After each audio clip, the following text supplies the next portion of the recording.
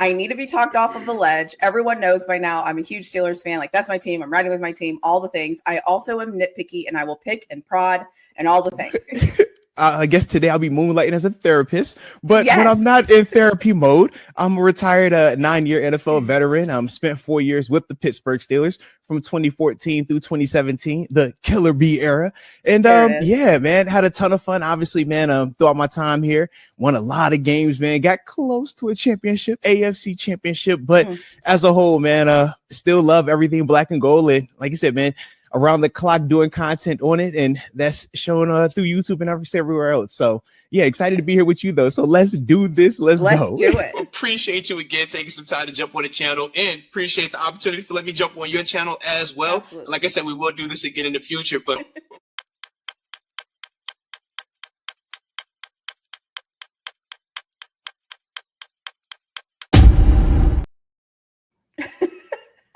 You know what I was just laughing at?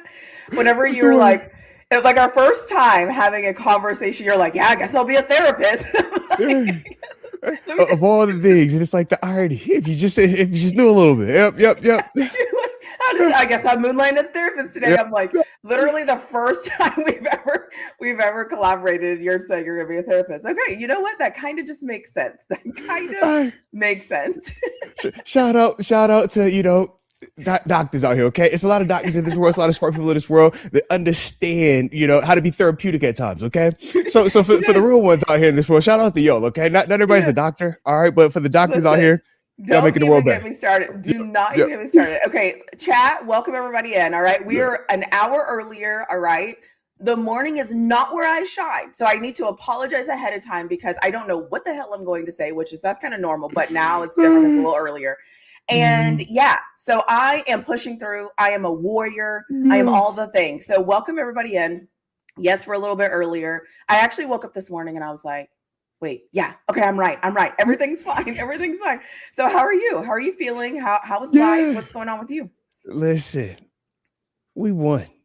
Whenever we win, it's always going to be a great week, okay? And then to add it, like, personally, it's like, yo, you mean to tell me the old squad won too versus the division opponent? And throw it in there also. Selfish plug. My little lady, my daughter, she had a basketball game and she won. I had 3 dubs this weekend. Oh, that's awesome. So I'm just carrying it over. And then I got Christmas coming up. I went out, did the Christmas lights last night, just driving around, doing the family thing. So yeah, man, we can't complain about anything right now. We're all good. Did you know, just in case you couldn't remember, 192 regular season wins, but 200 career wins in the National Football League for my favorite coach, Coach Mike Tomlin, the head coach of the Pittsburgh Steelers. Only did it 19 seasons. So yeah, I'm on one. It feels great. I'm still tired too, because it is, I'm with you, it is a little earlier, but yeah, those things just kind of like, oh, 200 wins. I can say that every day. And it's not opinion based. It's not, do you feel like it's 200 wins? It's not, well, I don't care about those two. No. It's like, it's 200. How many playoffs? He got 8 playoff wins in the Super Bowl championship. It's like, oh, it's just like, oh, I just like it. I just like it a lot. So forgive me. That's my energy right now. No, I think you should keep saying it because you know what? I always say Coach Tomlin is everybody's favorite coach's favorite coach because he is like, he's like the guy. And I get that, like, some people like don't like him and whatever. That's cool. Like, that's your own problem. But it's just amazing to see how many other people like him that we don't often talk about. So, like, shout out to Coach Tomlin, all of those wins. Every chance I get that we're on anything, I always try to clip something of you saying that so that it's in every single look, I just figured we get it at the beginning. I was like, we sometimes I make you work for it. You got to wait, 20, 30 minutes. Got to go find it. Tanisha, I'm trying first 5 minutes. Here you go. All right. First 5 minutes. I make it simple for all of us. It's Christmas time. Okay. So make sure we keep it easy. All right. But shout out to Coach T, man. He's been giving us a lot of gifts, man. He's been giving us a lot of. So since we're here, let me get my first. So, okay, chat, I have so many things to put on the screen today. I don't even know if I'll get to all of them. We'll see. Some of them I will 100% get to. The first one, though. So last show we had, you mentioned how many wins Coach Tomlin had. And I was like, how many wins were you a part of? So I have spent the time and I have decided to do a little bit of research because, why not? And so this is what Google told me. It's on the screen. So it said, now, and I need you to verify if you believe this is true. Accurate. Okay. All right. So it says that you participated in 41 regular season wins with Coach Tomlin. Is this accurate? Are these records accurate? Do you remember? So these are all regular season. So yes, this is very accurate. 11-5, won the division last game of the year versus the Bengals. We lost in the playoffs. That was my first playoff loss versus the Ratbirds. That was our third time playing them that year. We ended up signing. It was the running back. Oh my goodness, was it Ben? Oh my God, I wish I remember his name. It's not Ben Tate, but he was literally like one of the big free agent running backs. Man, we ended up signing him the week of the game, played on Saturday, ended up losing. 2015, that was the first year that we actually lost the division when I got here. That was when Cincinnati won it. L. Bell gets hurt that year, but we end up beating Cincinnati in Cincinnati. This is the whole Burfict, AB, everybody go crazy, Jerry Porter situation. Okay. Yep. Then we go lose to Denver in the division round, the fake Peyton Manning sack, not sack, and then end up winning the Super Bowl. So now I'm 1-2 in the postseason.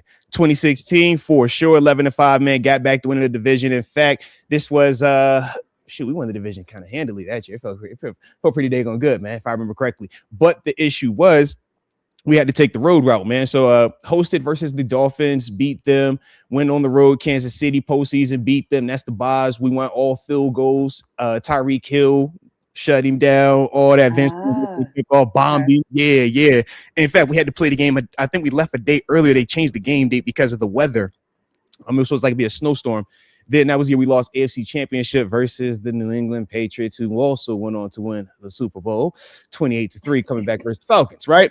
Then 2017, for sure, that was when we were on our. It has to come through Pittsburgh. We will be hosting. We were 13-3. That's the Jesse James catch, no catch. This is Ryan Shazier getting hurt. This is all of that. So then we end up getting the 2 seed. We get the first round bye, but we ultimately end up getting beat by the Jaguars, who we know push the Patriots to the limit. Some people feel like they beat them. I digress. But then obviously Patriots went and won another Super Bowl. So that was those. But yeah, man, those are all very accurate, man. I do remember all of those, man. This was a lot of fun looking at those. But yeah, that was my pride, because I was like, yeah, we double digit guys. Yeah, I love that. Yeah, in the that's what I noticed too. Three out of those 4 years, it's like, yo, that hat T-shirt is here. It's like, yo, here, kids, Christmas gifts. Here we go, because we played on Christmas twice. Played on this is also the second Christmas one was when Vince Williams lays in the end zone with my goodness, from Texans. And laid on receiver. Him. Yeah, laid him in the end zone, man. Don't draw a blank on my DeAndre Hopkins. Yeah, that's what I was like. Yo, who is it? Yeah, but say so. Yeah, we had see, Colts Thanksgiving, Lions Thanksgiving, Ravens, and like I said, Texas for Christmas. So a lot of fun, man. A lot of good memories right there. But absolutely. But so that's why I talk like how I talk 41, a little bit of but that's what you said like that. It's like, we know what that was, man. We know that you're amazing. It's not us that you gotta like. We know that you are. No, we know that you are you, and you are amazing, and you're all great things, and all of these things. So man. I just need to do a little quick Google search, because 41 out of the 192, I have no idea what that equates to math terms. I think it's about more than 20%. I think it's about 20%. Is that about 20%? I'm not a math guy. As long as it was more than 0, I'm happy. That's all. You know what I mean? I contributed to at least one. You know what I mean? I think it's a little bit over 20%. I think it's like 22% or something like that. So if that's the case, I am now going to be referring to you as 22% of my common sense.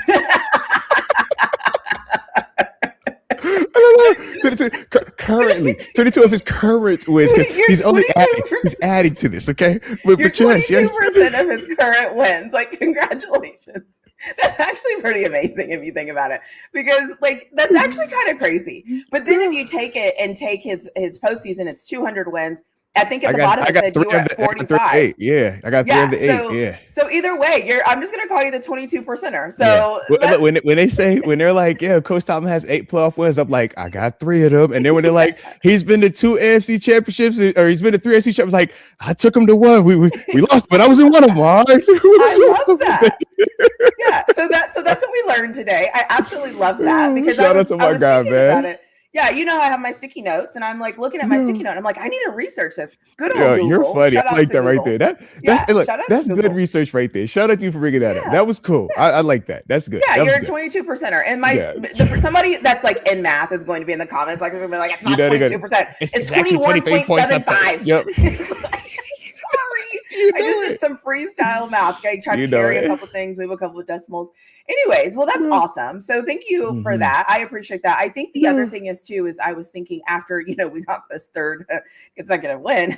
Come on now. I mean, you know, it's kind of cool to remember the season. So like, I like getting the full story. We've said this from the beginning, right? Like we're not going to overreact now. We're in the middle of the season. But just remembering some of those conversations we were having in the middle of the season. What you mean we're not going to overreact? We're going to wait and allow this thing to play. You mean to tell me we shouldn't have like blown this thing up and fired everybody after remember that? What? You mean to tell me 3 weeks ago we shouldn't have just literally head coach walk home? Remember, fired, fired. Like that was like 3 weeks ago. It's not a month. It wasn't even a month. It was 3 weeks ago. We're supposed to been fired. We're supposed to been traded Highsmith and Muth. I know Muth ain't on this roster. It's no way Muth is still here. Why are we wasting resources? What is Cam Hayward's brother's name? Connor. Connor was supposed to be like Tanisha. I've seen people refer to Connor as the Make-A-Wish teammate. I'm like, yo, are y'all effing serious? Like, yo, this is a whole football player that's productive and second. Like, yo, he's just there because his brother, he's Make-A-Wish. Like, bro, y'all are out of pocket, man. Isn't that like just remembering, like that's where we started this. Yeah. So it's just nice. I was laying in bed last night thinking, I was like, you know, it's just crazy how we've literally went from woo to oh my God, what oof to okay. All right, this is we're kind of come on, man. This might kind of work. So I love that for us. And I must say, I watched your show yesterday. Okay. Uh-oh. And I saw the DraftKings thing, and I was a little jealous because I did the part, whatever, it's fine. But then I noticed you're wearing glasses. So when do you choose to wear glasses? Like, listen. No. Don't get caught up in that. That's style. That has zero to do with anything. I literally put glasses on just because I wanted to pop the gold frames with this. And that's it. And then I got the black ones when I want to go very nerdy. All right. It's literally just that. All right. I treat my glasses like I treat my hats. It's all about the accessory. All right. And look. And I want my logos to match. All right. I like that design. So I'll be over here like, do I want the gold frames? Give them that old school, like I'm from the Detroit area. Put the gold frame on or do I want them black things? Very nerdy here. Oh, it's time to watch the film. You know what I mean? It's the optics. That's it. But yeah, trust me, man. My wife and my family, they hate me because they're like, Dad, you don't need glasses. You can see in the dark. You can see like a mile, 2 miles away. Like, what's wrong with you, man? I'm like, oh, no, it's just, I like how it looks though. Y'all look cool with the glasses. Huh? Y'all got all the different accessories. So I accessorize. That's literally it. Yeah. I had a feeling that was what was happening. I was like, if that's what's happening, I'm definitely bringing it up. But the funny thing is too, is I'm the same, like in my just normal day living, I don't wear glasses, but because there's like the screen and this, and I need to see all the things, I'm like, I'm putting on glasses. I don't need to miss anything. I need to see every single thing perfectly. Yeah. So anyways, shout out to you and your fashion. So shout out to you and your fashion. I loved it. Shout out to you peeping it because honestly, I used to be upset when nobody would notice. I'd be like, yo, I'm putting these freaking glasses. I know y'all see this fight. You see the gold matching the gold. You don't see the light hitting in the sparkle. Like, come on, man. So I appreciate you noticing. All right. It means a lot. Okay. Sometimes I don't just do it just to do it. I do it because I want y'all to know it. All right. But I'll be excited about it. I'll be looking in the mirror like, yo, I know somebody go peep. Somebody got it. Did y'all see? You see that? I'm about to pour the glass on right now, bro. What?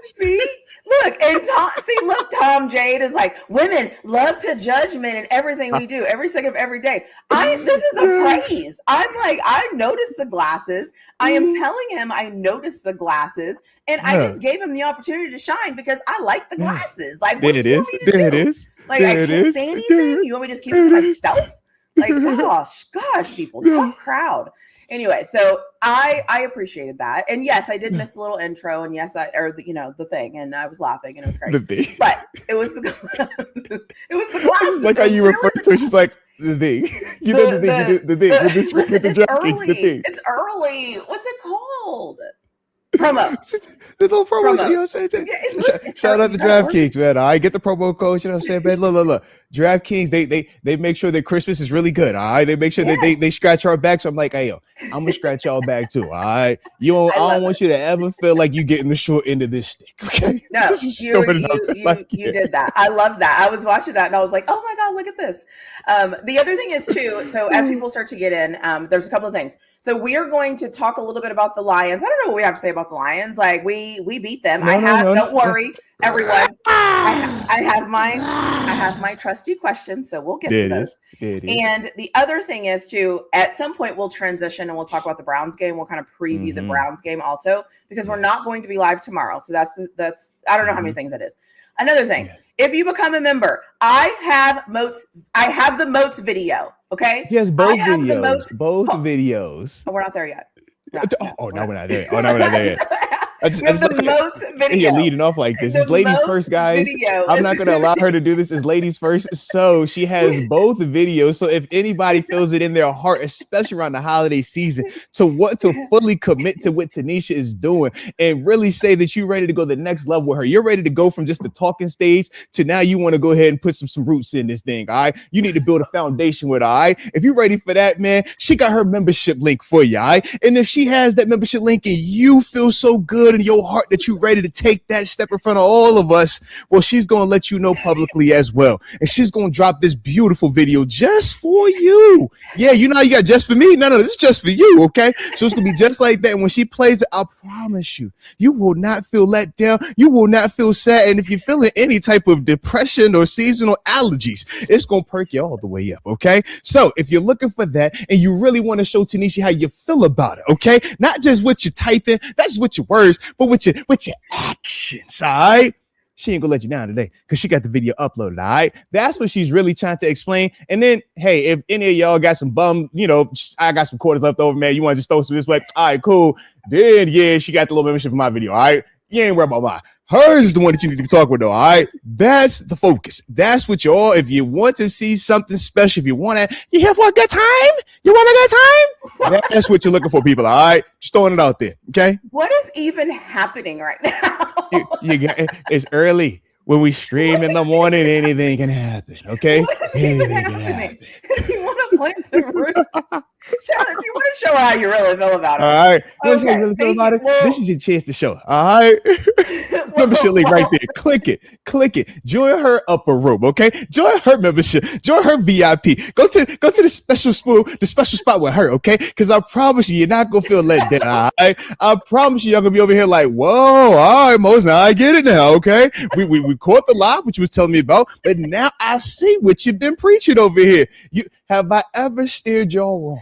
Okay. Have I ever said, hey, it's a fire and it wasn't a fire? Okay. I'm just telling you the truth. All right. Just I'm just trying to be Moses. Okay. Just let my people go. All right. Just follow me. Okay. If you follow me, you'll see what y'all want to go to the promised land. I'm just trying to take you to the promised land. Okay. I'm just trying to help you out. Yep. Are you done? I'm just understand, man. You know it's the truth. You're just trying to be not modest. You're being modest. You're just be chill. But nope. I'm letting people know. I'm telling the truth. Look. Okay. Well, I don't know what he just said. You can choose to believe it or not. It's totally up to you. But I dropped both of our links. I have both videos ready to go. I personally like the snow angel, but we'll leave it. And I get to see you dancing in the background. So the snow angel is the best because I get to see you dancing in the background. Look, so that's just how I feel. But the congregation gonna be really dancing when you play yours, all right? The congregation gonna lose their mind. They be over here like, what? Hey, Mose, your video is cool, Mose, but no, we want to see her video. Her video is the video, Mose. I already know. I'm just trying to let y'all know, okay? It's whatever. Yeah. So about that. So thank you for that. We appreciate your additional knowledge and the root sharing and all of that. Very helpful information. So thank you for sharing that. That was great. And now there's been requests for me to do a snow angel. I live in Texas, so hopefully you don't get no snow like that no time soon. Yeah, I would have to go somewhere to create a snow angel, and I have to do everything sexy. You don't want to see me in a snow angel. You probably do, but anyways, so We are, listen, now I have thoughts of doing like something in the snow. That would be really fun. Yo. You are funny. She said, yo, if I got into the store, it's got to be sexy though. But it's got to be sexy. I'm not going to half-ass it. Okay. Like if I'm in it, I'm in it. Like I am bringing my whole self. You know how people say, bring your whole self to work. Absolutely, bring your whole absolutely. self. I'm bringing my whole self to every single situation, and I don't there care. It is. Like it. I'm there showing it is. up. There it I am is. showing up.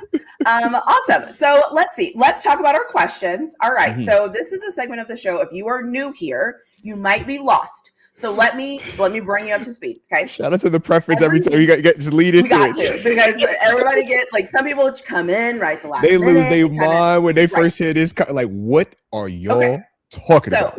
Announcement. Okay. Every week after, you're already patting your head. Really, we already know where this is going. You're already getting hot. It's funny, man. Okay. Because in my mind, like I could just hear like the people is like, "Yo, what did y'all just say? What are y'all talking?" Yes. You know it. So it's like we really got to emphasize, like, "Hey guys, this came from y'all. All right, this is your question. Paid y'all, okay? Compensated y'all. Roots went into this question, okay? Y'all laid foundations for this question, okay? What is going on? Like what? Okay. What are we doing today? Y'all put your cat. Y'all was like, yo, I'm a part of this. Okay. Yeah, here it is. Okay.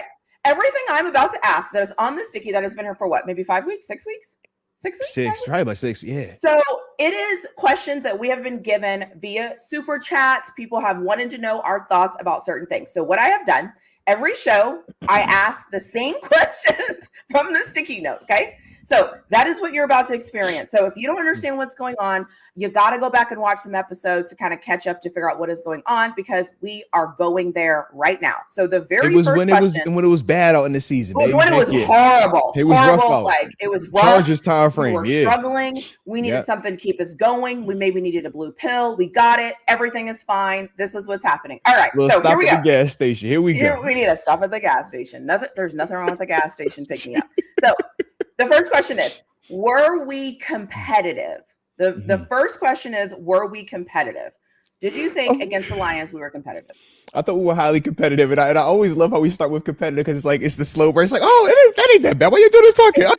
Listen, we were very competitive. It's definitely the pregame. It's definitely the pregame. It's like, what do you mean all of this gas station just to start you competitive? Yes. But we were very competitive. I thought in multiple areas of competitive, not just in terms of on-field matching the schematics, but I thought just the overall matching of energy. When you talk about going into a hostile environment, man, going on the road versus a team that back was against their wall, you have to come out pissed off. You have to come out amped up. And I mean, maybe that could have led to why some people even, took it outside of the player field. But either way, man, I just love the energy as a whole. So I thought they were highly competitive in every single element.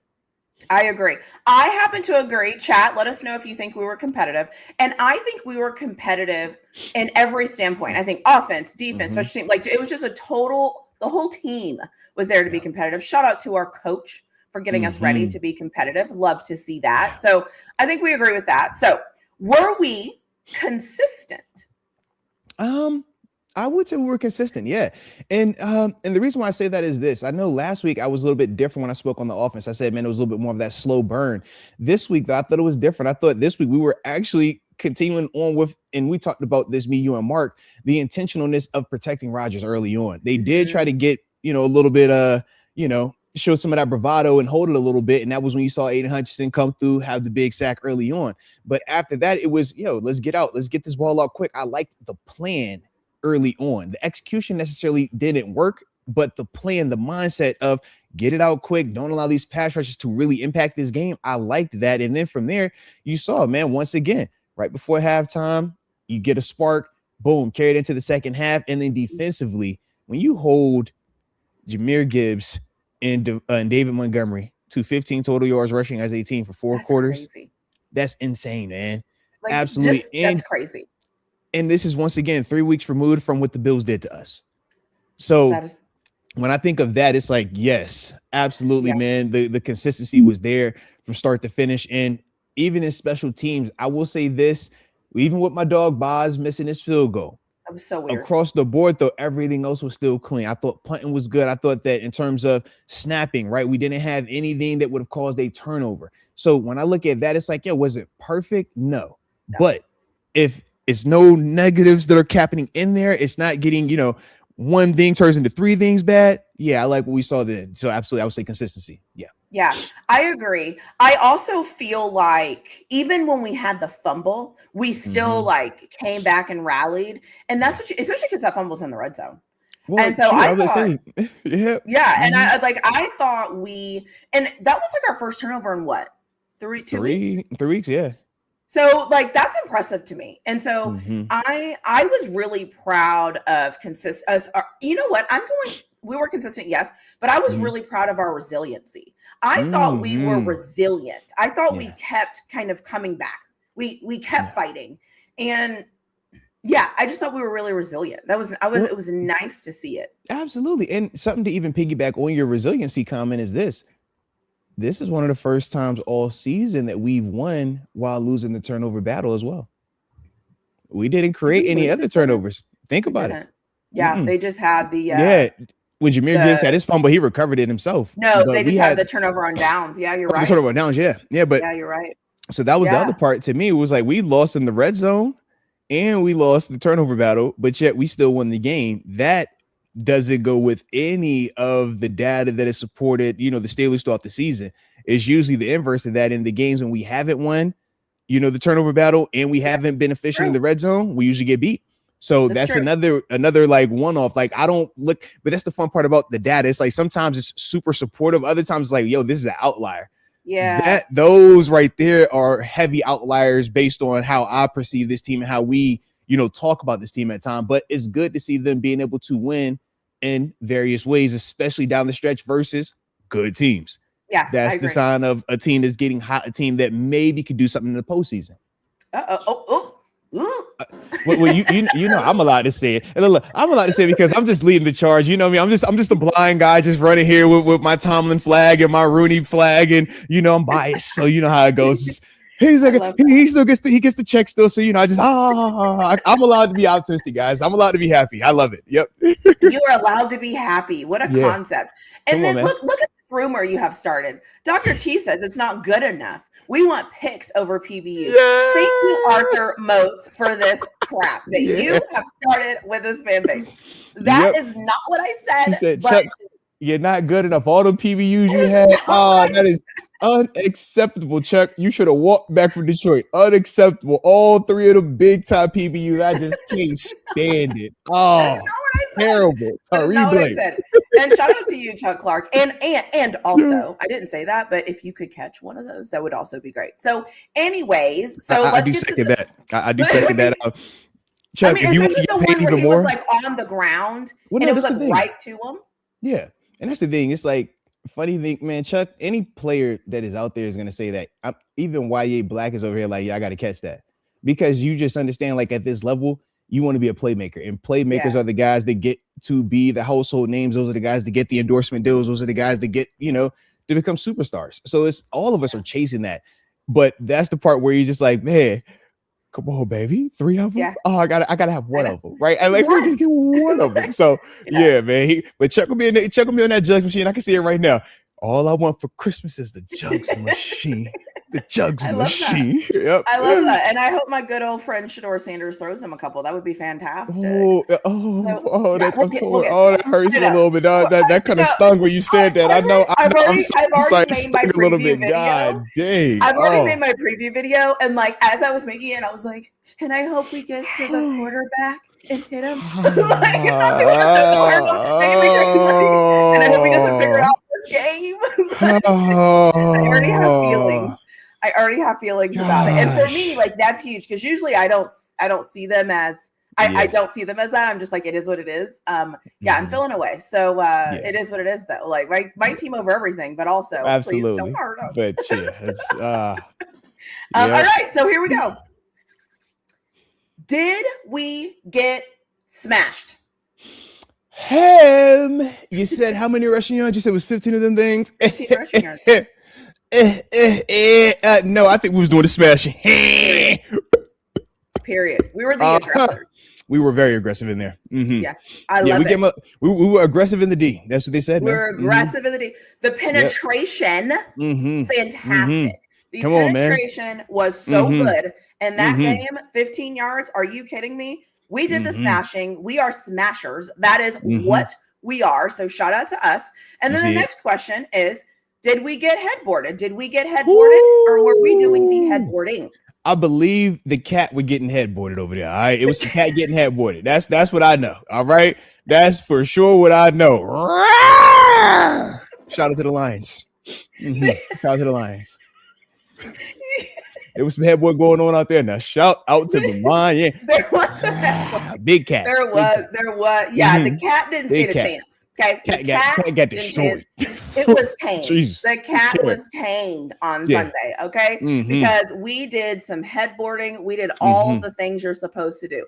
All the things you're supposed to do that they didn't even want to come back for seconds. They were like, nah, I'm good. I cannot sustain that again. Absolutely. Only thing was missing, Tanisha, was Michael Irvin and Texas A&M with that's what it was. All right, when he be doing his little crazy beating the belt, that's all he was missing. All right, I don't know what's going on with my dog. All right, he's been on it. He's just between the Netflix situation and then you get to the. I'm just like, yo, you are all what, baby? All right, you were just on a run right now. But that's the energy. All right, that type of energy was missing. Listen, I was like, yo, I like that energy. Oh yeah, that is the energy we need. Yeah. That's the energy we need, and that is the energy we need to bring together the final question, the most important question for me, anyway, as far as where I sit, because there are certain things you can't live without, and this might be one of them. So, how was the D good?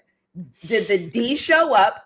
Did the D execute what it was supposed to do? Did the D show up in Detroit? That is what I need to know. How good was the D? The D showed up in Big D. And not only was it there, it lasted all night long. What do they call it? Motown? Oh, yeah. It was going downtown in Motown. And for sure, like I said, all the cat was getting beat black. Period. It was beautiful the way we need to. But for sure, the D showed up. The D was ready. D had one of them gas station stops. Absolutely. So it was perfect. The D went to the gas station before going to the stadium, and it was one of them ones. All right. It ran out of bubble. Yeah, I love that. It was looking for the gum. We ain't had no more bubble gum. It was a great situation, though. Great situation. What made the D so good is the D had an entire quarter where they didn't even have to. They had to do one. They had to be on the field for 3 plays, 51 seconds. They tried it off, and they got re-energized. And when that showed back up, I was like, yes. That is what you call rested. It's reloaded. Period. That is what you call rested beat. That is what you call. Let me just take a minute. Let me take a break. Let me take a little bit. If anybody's listening that wants to kind of understand certain things, sometimes a break will help. Just take that break. Just take a load off. Do what you gotta do. Let something else work. Let the offense take on a little bit. You know what I mean? Sometimes you gotta let the D chill, let the O get on. All right. So it wasn't nothing wrong with that. The O. Let the O get off. Yes. It's like, all right, okay, go. Let the O get off. So the D can come back. Yeah, you see it making sense. So yes, that is it. So listen, chat. Let us know what you think. Okay, did we get smashed? Did we do the smashing? Who did the headboarding? The D show up. The D held them to 15 rushing yards.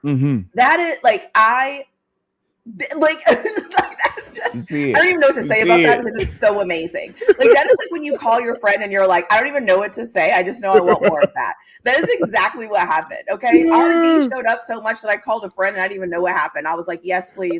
Whenever it's available again, I will be there. That is basically what happened. And and the fact that it was on the road, right? Because it's one thing when you at the crib and you expect it at the house, right? Oh, I expect it at the house.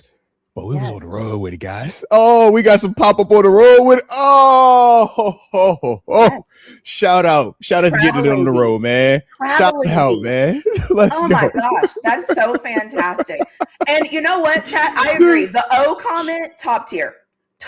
Might need to add that to my list because the O with the D, something about it kind of goes together. You see the combo. All right. You know what? It has been added for free.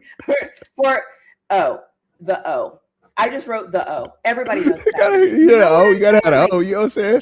Hey, some good O can make the D. Just chill for a little bit. D, you good, bro?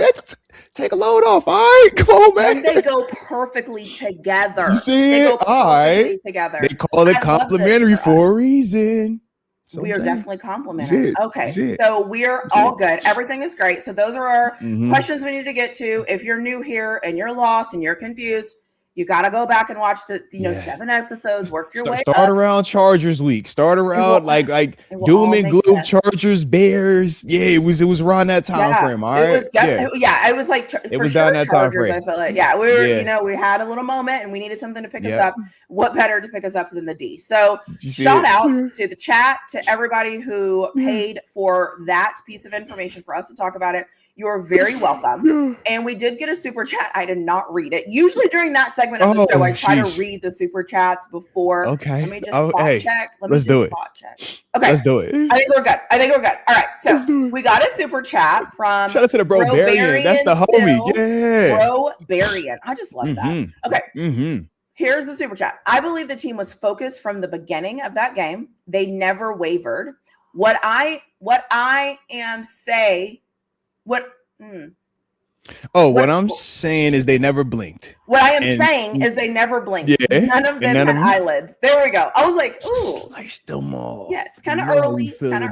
Eyelids. I love it. Eyelids, baby. Cutting them off. I cut mine in 2014. I told you, man. Let's go, baby. You don't got no time for the eyelids, man. Leave them at the crib, awesome. Baby. Leave them at the crib. I love that. I think the other thing is let's talk about the elephant in the room, and then we'll transition because I have something. I mean, I have something else I want to talk about. I'm glad I didn't say that out loud. I have something else I want to talk about after this. So the elephant in the room is DK, and he has been suspended for 2 games. To be quite honest with you, it kind of is what it is at this point. I try really hard, not to get into grown men affairs because that is their business. That is their money. That is their whatever. Does it impact my team? Absolutely. I've also seen a couple of videos where poor DK, I can see him sitting there and really thinking about his choices. And I can see, I've been there before. I know that look. I know that feeling. He was sitting there and I could see the team here, kind of looking, and DK was standing and he was like, I'm not going to do it. I'm not going to do it. And then he couldn't help it. And then he just went over there. So I don't have any thoughts. DK, exactly. You can see it. You can literally see it happening. Yeah. And I've been in that situation before, and I didn't always choose to walk away. So I don't like it for him, but he made his choices. We have to live with his choices. Would love to know if you have any thoughts, feelings, or whatever, and then we can. So for me, obviously we initially had talked about it. Me and you talked about it prior to knowing some of the discipline on it. And I had the same stance that I said then, man. I was like, look, I support him, man, because I understand how that feels, man, when you're in those stadiums, man, and fans feel like they can say and do whatever without any accountability. And I also said that, hey, man, if I had the type of money that, hey, I did not care about getting fined, I didn't care about a suspension, then I would have been one of the ones that went up there and done something very similar, because you get so irritated with people feeling like they're above the law or they just can't get touched when you know what you could physically do to them without even having to try, right? So that was, why I stood with it and why I still continue to stand with it. Now, going forward, would you like DK to have more discipline, or at least choose better ways to express himself that maybe won't impact the team to this degree? Yes. And you heard, I think, Joe Hayden talk about that. He said, look, man, take the LeBron James approach, right? Just start pointing, getting fans out. I said, man, you could do that, or you can even take it a step further and just literally ignore all fans, right? Ignore them all. Put them all in the same bucket, because, hey, how do you separate which ones are a-holes and which ones are supporters? You can't at times on game day. So you know what? Ignore them all. And now we know how fans will also complain about that. But you can't have it both ways, because now you get the people that want to make a mockery of DK because of he's losing $43 million in guarantees. Can we please debunk that whole narrative? If he gets released, he would lose $43 million. If he's on the roster, he's not losing $43 million. Okay, I know it sounds sexy. I know it gets everybody hard in the pants because, hey, look, we get to laugh and say, you're a dum-dum. If he gets released and the Steelers will release him a year after trading a second-round draft pick for him, that's the other part where you'll be looking at the Steelers saying, do you really think that was a good idea? So me personally, I get why it feels very sexy and why it's really, sensational to say, he's going to lose all this money.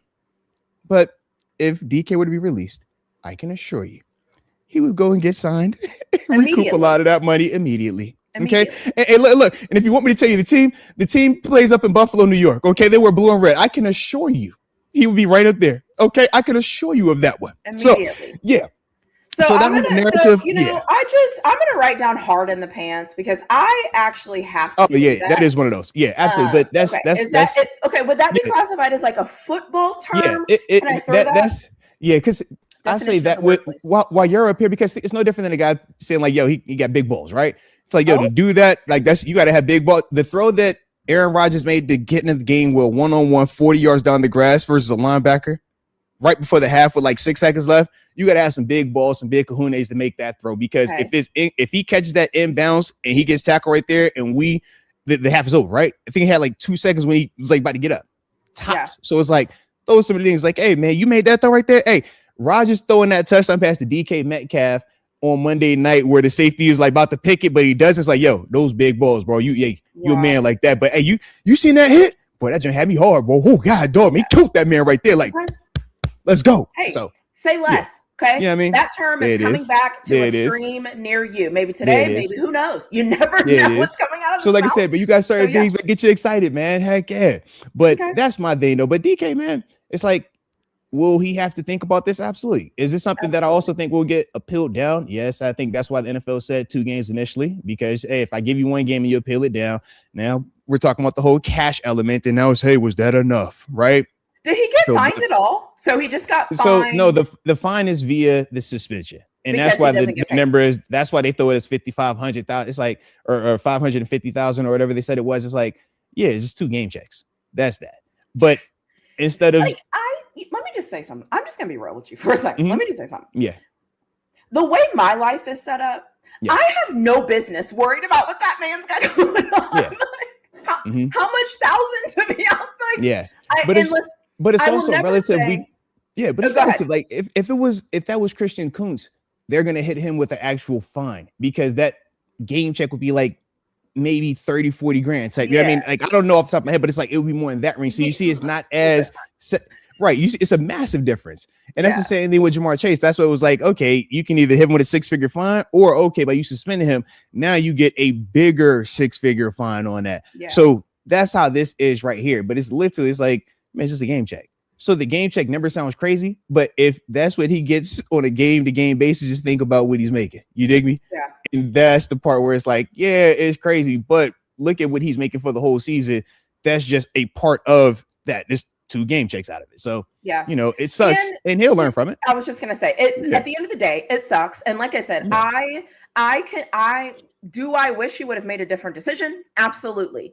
As a grown ass person, I'm not going to tell another grown ass person what they should do, how they should feel, and all those things. Do I wish he would have done something differently? Yes, he didn't. He chose what he needed to do. He's part of my team. I'm riding with him. I hope that whatever he needs to all the things. I hope whatever it is that he's going through, that whatever. I hope that he's okay. I hope he's fine. And I know that there's a ton of rumors about the fan, about that. I also don't know the fan. Yeah. So I don't know any of those situations. I don't know what is going on. Half the things that I see online, I don't trust anyway. So who knows what's going to happen? It's a lot with that. Yeah. And just like with Ramsey and Chase, right? I was going to say literally the same situation. It's like, why did he do that? Why did he act like that? And then he was like, he spit. And then they were like, he didn't spit. And the video came out that he did.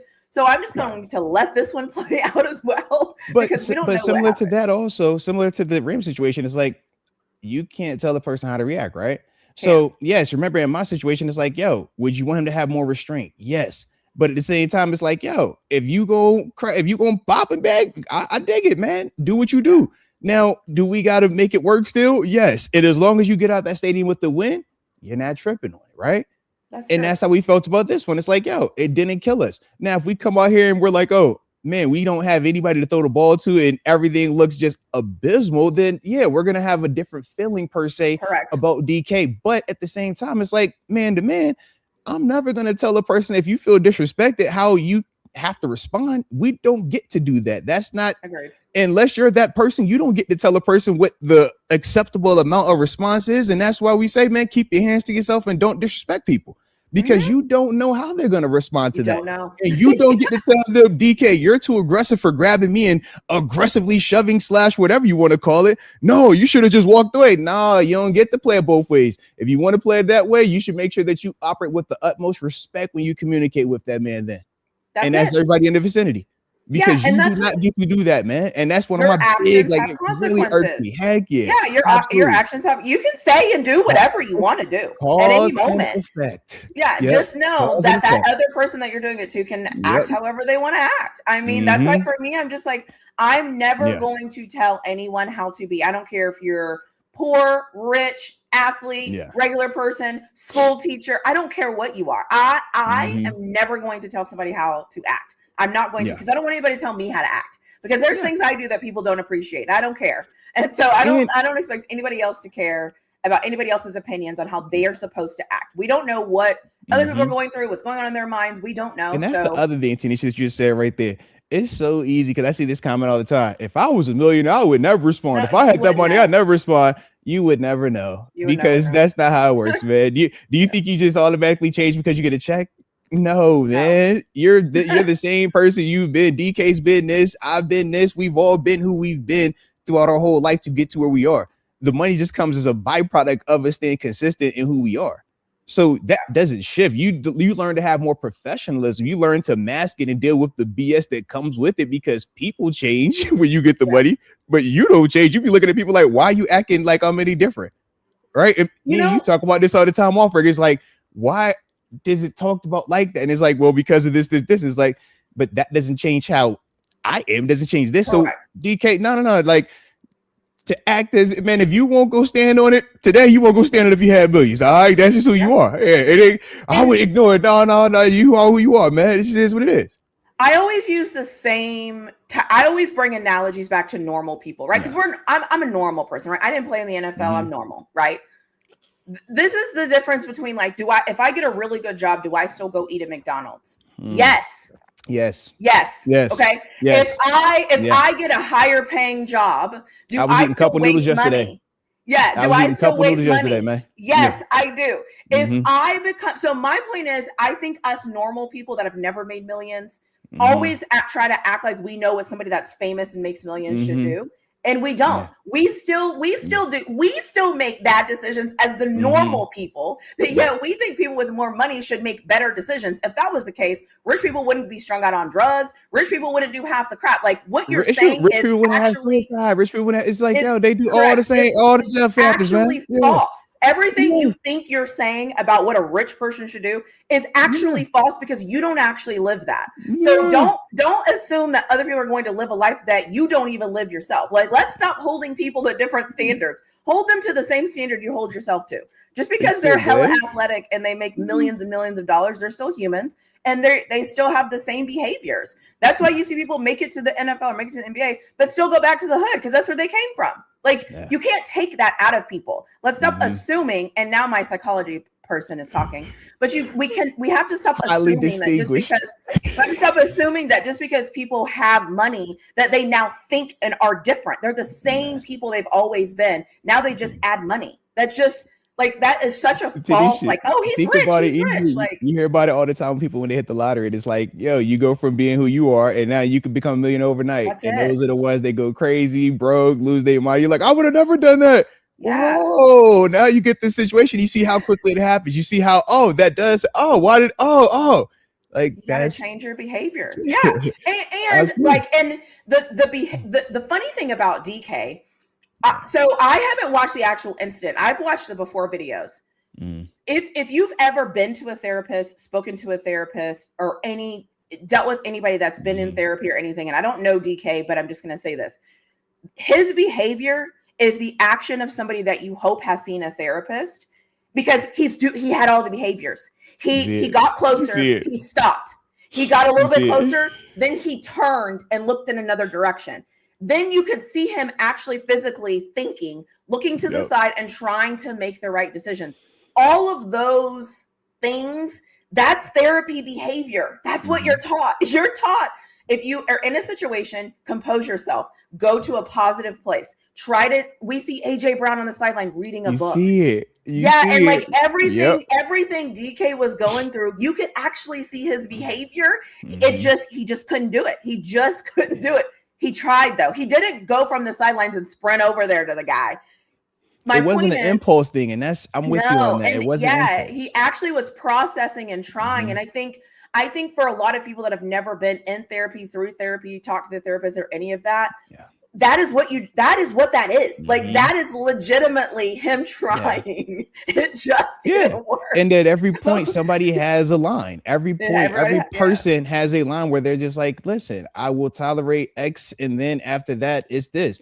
We know, man, one of the most famous things is LeBron James and the B word, right? If you say the B word to LeBron, you're gonna get him he will stop the game behind just that word. And there's other people like, why are you tripping on that, bro? It ain't that deep. If I was a billionaire, I wouldn't care about that word. Heck, you call me that all you want. I'm gonna look at you sideways. I'm like, man, you're wasting my time. I ain't about to do that, right? But for LeBron, it's like, yo, no, I'm standing on it. It's an issue right now. Everybody has certain things, so we don't know how DK feels about whatever was said. But if for him, he felt that, man, this is something that I have to stand on as a man, the same way I said with Jalen Ramsey.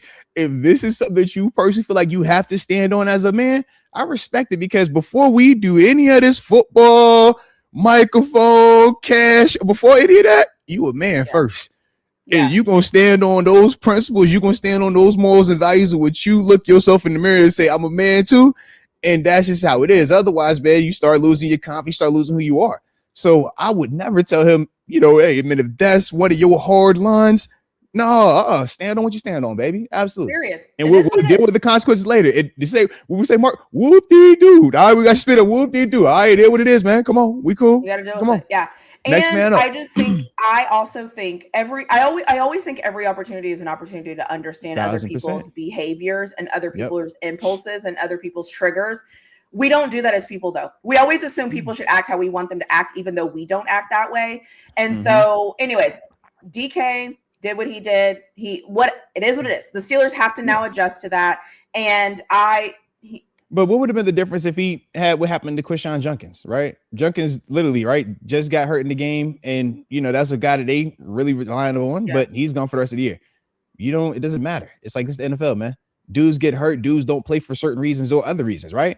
So he could easily roll the ankle last week, man. And now it's like, hey, bro, what are we doing this week? Same concept, man. Yeah. Next man got to step up. There are no excuses at this level. Nobody cares that you got these issues. In fact, you know the rule. They happy that you dealing with them. So let's go ahead and make it work, man. Who ready to go ahead and be the hero this week, huh? I'm trying to see. Is it Scotty Miller? Is it MVS, huh? Is it Thielen? Maybe we'll get a Roman Wilson sighting. I see you, Roman. I see them diamonds shining, Roman. You ready to get that jersey back on, player? What's up? We just circle back around to you. That's what I'm saying. I'm over here excited about those opportunities.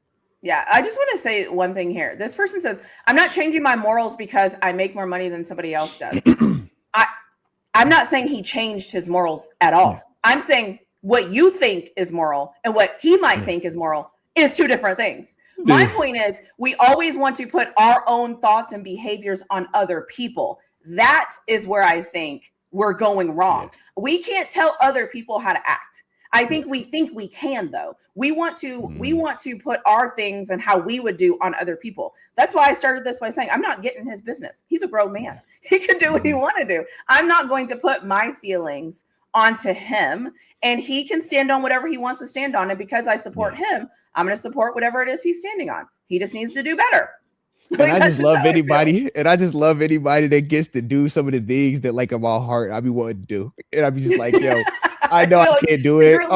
But you see how excited, how happy when I came, when I was like, yo, you were like, how sometimes you need to punch him in the mouth. Just sometimes I'm like a 3-minute rant. Like DK, if you would have, if you Mark would do it, trying to tell you to stop, and you were I'm like, no, bro. I would do it again, and I would stay there. I'm telling you, man, I'm big supporter of Ron Artest. I got a Meta World Peace jersey. Okay, I'm a big Ron Artest guy. All right, just telling y'all, man. All right. I absolutely love it. Okay, so let's go back to some of these super chats, and then we have a post for Moats that is so good. It's very long. I'm going to read all of it. If you get emotional, prepare yourself, because it's the best ever. So the first correction here is from Bro Barbarian Still. And he says, Shout my apologies. out. I'm also an educated person. I should have known better than to send that without checking first. I just want to tell you, I don't mind. You can send whatever you want. We figured it out. We can piece it together. It's okay. Hey, and that's my 757 brother, Mr. Old Dominion University. I see you. Hey, Monarchs over Lions. How about that? All right, Monarchs over Lions. Yeah. I love that. So we have another super chat, and it says, will DK get his appeal taken from 2 games to 1 game? He already told the NFL about this guy. NFL dropped the ball. Great question. More than likely he will. And that was, initially how a lot of the I don't know if you heard some of the former players. I think Dan Orlovsky was another guy that came out and was like, yeah, man, it's 2 games. It's probably going to go down to 1. That's just the NFL has a big history of that, right? Once they have a precedent set, it's like, yeah, man, we just kind of know that, yeah, whatever they initially come out with, it should be a little bit bigger because it always gets reduced halfway. And if it doesn't, now that's what we complain about and we'll bring up come the CBA time, right? Because we're feeling like, yeah, there's no way that you can give out initial discipline and then you hear our case, you understand what's going on, and there is nothing to walk that back. So me personally, I was even a little bit upset that they even ruled it as a suspension because there wasn't any rule or any precedent set to say that what took place should be a suspension. He never got fined. He never got flagged, never got kicked out of the game. So how do we just now all of a sudden say, hey, man, we're going to suspend you because of the optics? Now, I understand why they did it because, hey, we're going to put you under the conduct detrimental to the league because the optics just don't look good of a player in any capacity being aggressive with a fan that is not running on the field doing the crazy, oh, why are you up here, right? So because of that, that's the only reason personally that I'm in agreement with this decision to suspend him. Because I'm thinking to myself and I'm saying, hey, as a guy who has a 10-year-old son, I don't want my son thinking that it's ever okay to say, hey, you know what, man, that fan said this, Pop. I went up there and spit in his face. I went there and popped him. It's like, yo, I understand as a man, you're going to feel certain things. You're going to want to do certain things. But also in terms of what we are in this position for this platform, what do we want to be teaching the younger guys? And if we're big on teaching discipline, thinking before you act, showing grace, having patience, right? Walking away even when we know it's not easy to do. That's something that we still got to make sure we're preaching. And that's something that the NFL has to make sure that they're supporting.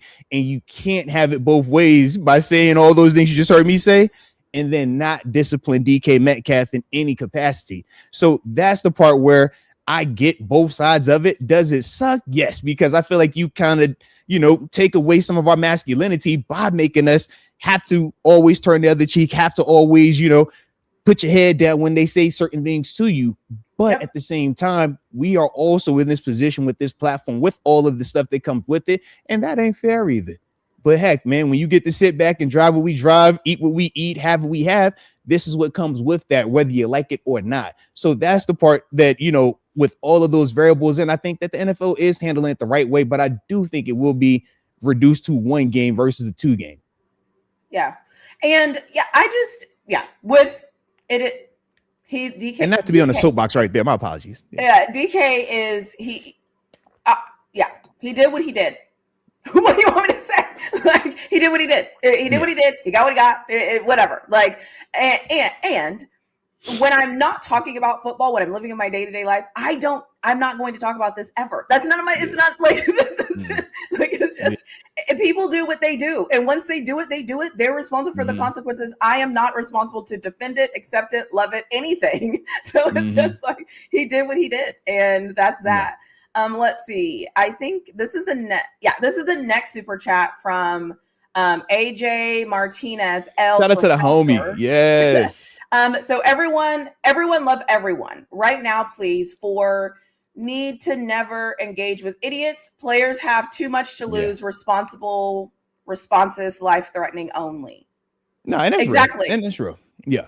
Yeah. And like you said, it's a lot easier to say, in these situations where we're in the controlled climates, when we're on the internet and we can just type with our hands and stuff like that. But, that is the challenge. That's the part of being a professional versus a pro. And you hear me have said that, professional versus pro. The professional does it every single time in every capacity, even when it's not easy, even when it doesn't make a lot of sense to a lot of people. that is the hardest thing. And then internally weighing which decision to make is also the tough thing, because as you heard me say, you're battling who you are as a man, who you are in terms of your morals, your values and principles. But then at the same time, you're thinking about the job. And that's the part with Jalen Ramsey where you heard me say, yeah, if we're putting the job first, you walk away from that spit in your face. But then we saw how everybody else was also on some like, yo, as a man, spit is the most disrespectful thing. So F the game. Once again, what's the difference, right? Does that make Jalen Ramsey a soft guy? Does that make him a B word? Does that make him any of these things because it was Jamar Chase? Nah, you still got to be disciplined, right? He still got thrown out, right? So what's the difference, man, when I think of these fans? It's like, yeah, hey, man, DK, you soft because you did that. Nah, I look at it the exact same way, man. If that's how that guy felt in that moment, that he felt I had to do this, man, I get it. But that's the professional part. Professional says, man, you put job over all of these. Heck, you put job over your family. If you're being real about it, professional means, hey, when your wife's about to go into labor, you still fly to Houston for this football game. That's what professional means. If we're gonna take it all the way there, that means, hey, when your friend just committed suicide, hey, you show up the next day on that plane because you got a game on Sunday and you don't have time to go over there and cry about that. Why? Because it's not good for the job, right? Professional or pro. So I get it, man. We could throw it how we want to throw it, but that's just the nature of it. So everybody's going to have different levels of what they're willing to do for the job. But when people are ready to stand on it. And that's my whole thing. Yeah. That is all. So we have another super chat. So this is from 12th Wonder 45. Shout out to the homie. They say, given the fact that Buddy had already been reported and still let into the game, that's on the NFL. Let God sort him out. Let God sort him out. Shout out to the homies of the Clips, man. Yeah. But that's real, man. Yeah. That's another thing. And then we have one more from AJ Martinez. And he says, the more important expression, we're the people sitting next to the blue hair man, or the lack there of that man was in the wrong, thinking before act. Are we talking about where were the people sitting next to the blue hair man? Or I think just how they were reacting to it, or maybe I think that's what he's saying. Yeah, because they were kind of like just chill. It looks like while he was like getting up doing what he was doing. So yeah. Okay, yeah. The whole situation is awful. You hate to see it. It's terrible, and I don't like it for the Steelers. And also, DK, you do what you need to do, because that's how you support people. If you support people, you support people, even when they're doing things you don't agree with. Yep. If we all right, we right, and if we all wrong, we wrong together. Then all right, so let's do it, and we're gonna live with it. So I need to interrupt the show because there's a couple of things that I like to do when I'm in control, and today I'm in control. One of those things is I ask for people, if you have any experiences with the one and only, the masterful linebacker who played for the Pittsburgh Steelers, Arthur Moats. If you have anything amazing to say to him, I ask that you put it in the comment section of any video, because I am a psycho and I will find it, I will read it, and I will put it up on screen. So today we have a really good one. I am going to read every single word of this because it is worth me reading it. And I've made it so pretty so I can put it on the screen so I can read it. Oh, so she made it pretty. If you do not want to hear me read, then you need to take about 5 minutes, because I am going to read it. I am not going to be emotional, but it needs to be read. It needs to be said. And I'm going to play Moats' intro, and then I'm going to put it up on the screen.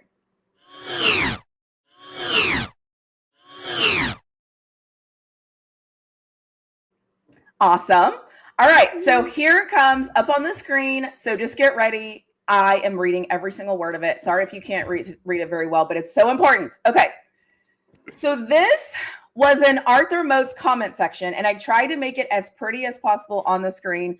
But the truth of the matter is I couldn't. This is the best I could do.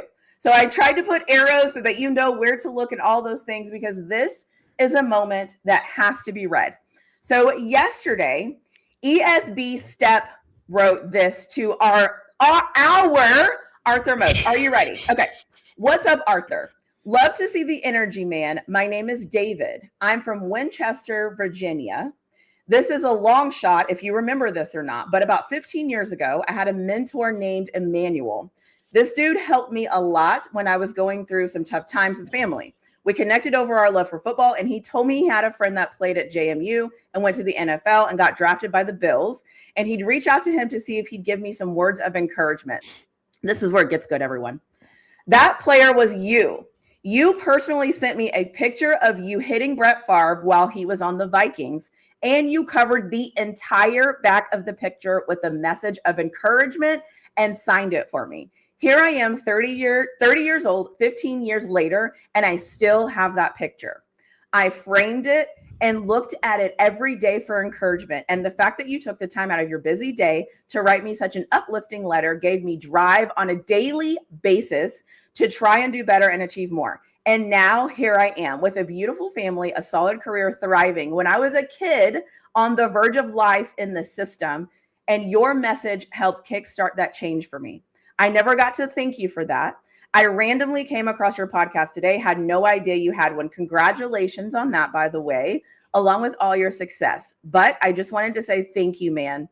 That little gesture of kindness helped saved a kid in need and helped changed his life. Thank you so much, Moats. Hey, man, shout out to the homie, man. Shout out to the guys, man. Shout out to the good people, man. All right. Shout out, man. David, awesome dude, man. Salute you. My dog, man, you were down there, man. Absolutely, man. Good people down there in the city, man. Really, really good people, man. So, yeah, that was crazy. When I see so wow, good. that was nuts. That was nuts, man. Like, and nuts, I like when I saw that, I was like, okay, I have to find a way to get this on a screen. And like, I feel like that is, first of all, shout out to you. Like, shout out to you because you were just being you. And you didn't know that somebody needed you in that day, in that moment. Somebody randomly asked you for a favor. Pretty sure you get asked to do random things all the time, and you took the time. And he needed that. He was 15. That's the crazy part, though. 15 years ago. So I will say this, and I actually messaged him back and said this, like, it is really cool, though, to hear the other side of it, because it happens so often where, like you just said, you get requested for so much, whether it's pictures, jerseys, merch, just whatever. And you always see people pulling, right? Hey, man, I got this going on, something, da-da-da. So it's like, yo, write whatever you write, put something into it, but you hardly ever get the other end of it back. Like, yo, it actually did help. It was actually impactful. It was anything. So to actually hear that, yeah, man, 15 years later, dude, no, it was impactful, man. I was able to do this and this. It did, kind of stir me in the right direction. It's like, dude, that's awesome. It's refreshing. It's like you said, it's a nice subtle reminder of, man, hey, man, keep doing what you're doing, right? Yes. Hey, you're doing it right. Keep doing it right. Or at least keep making good decisions, right? Good DK, not so good DK. I just keep trying to make good Arthur, not so good. I'm trying to stay on the good side. All right, so yeah. I think too that sometimes, even when we do this show and people in the comment section, and some people in the comment section are like, oh my gosh, I'm going through so much. Like, I just appreciate you guys being here and laughing and joking. And like, I sometimes I just don't think we realize as people how much we're impacting other people because somebody might not say it. And just like that was 15 years. That's 15 nuts, man. years. But I legit remember the dude hitting me up about it too and everything. Like, yeah, because I was really, when he said the picture, I'm like, yeah, because I had literally just got them. I felt like so cool, like having my like action photos of people. I'm like, oh, bro, I got you, like for sure, man. Yeah. Yeah, and, I love man, that. That's nuts, man.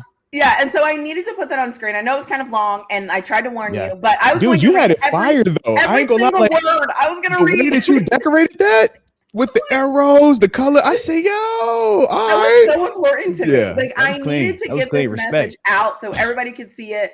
And I just think too that not a lot of people realize, like, we see this game of football as one thing and we forget the people side. And I think the people, though, the way that you all as athletes are able to connect with certain people and show them just like that little thing that to you, you're just like, yeah, sure, I'll do it. Yeah, no problem. Absolutely. And you send it and you literally change his life. Like, it is a reminder. It is crazy to think it is super nuts to think like how you just said it like that, because that is, I guess, like what it is. But yeah, to us, it's just like, yo, we're just doing it. You know what I mean? The fact that anybody ever wants anything from me, I'm like, yo, you want my autograph? Like, what? Or you want to hear some words of encouragement from me? Like, oh, I'm gonna give you something there, baby. If you want me to, I'll hype you up now. I'll give you something what you need now.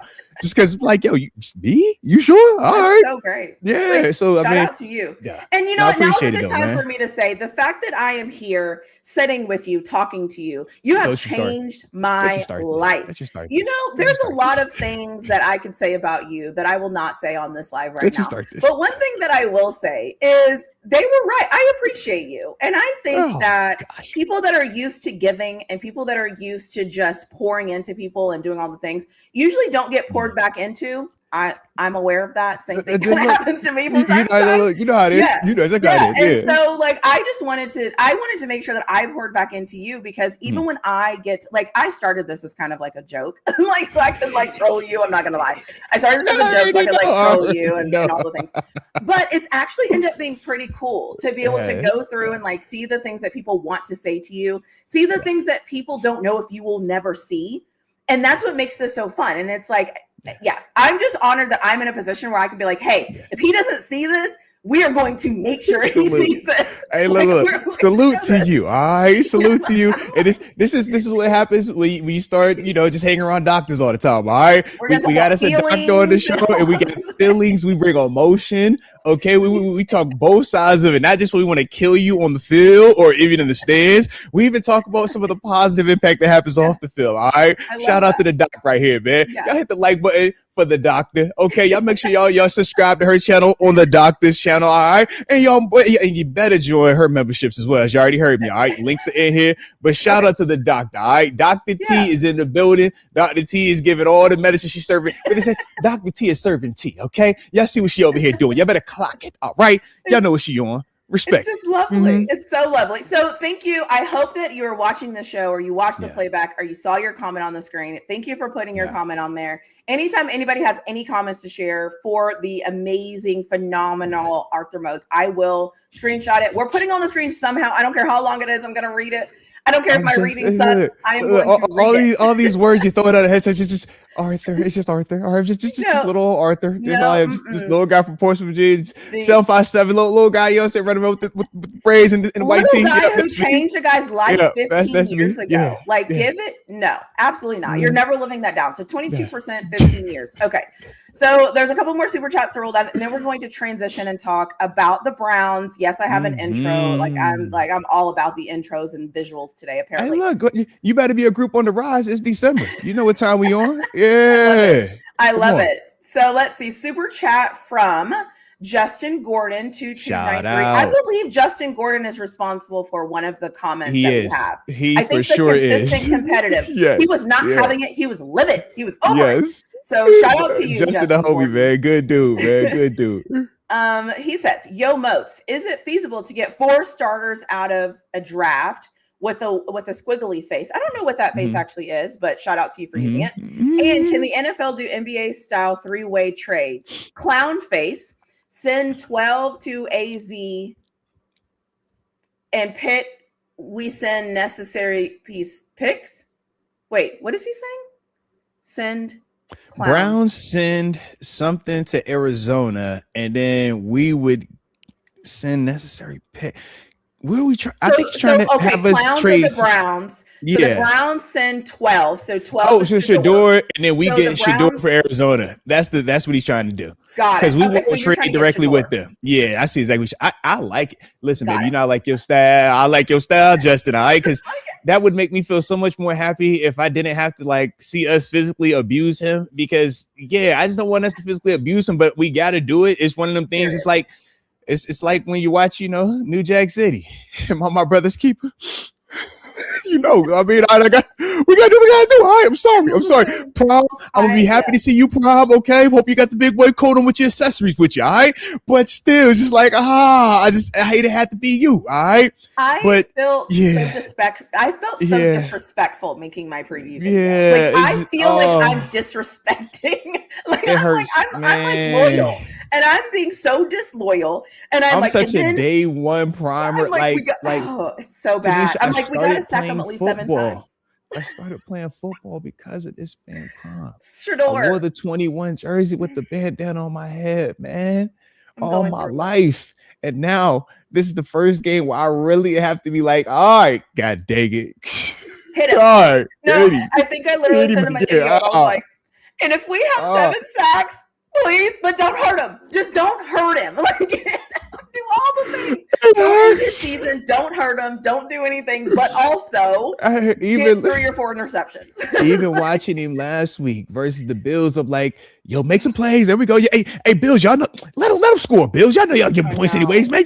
Y'all don't piss no shut up. Stop this, man. I'm like, but you gotta get him a little bit. It's tough. He's like tough, my man. baby. I know, and I've never cheered against him. I've never cheered against him. That's ever. Yeah. And now weird, I'm like, man. I mean, this weekend, this is weird. And let me just make sure that I'm very clear. Also, the Steelers need to go out there and take care of business, and they need to sack him 15 times. And I hope he has 10 interceptions. Period. Put the foot off on him. Break the foot off on him. Absolutely. Period. Yeah. But don't hurt him. Like if you sack him, help him up. Like just like Tanisha, when you said you have never rooted against this man, I'm like, in my life, like never went against the family, man. Like.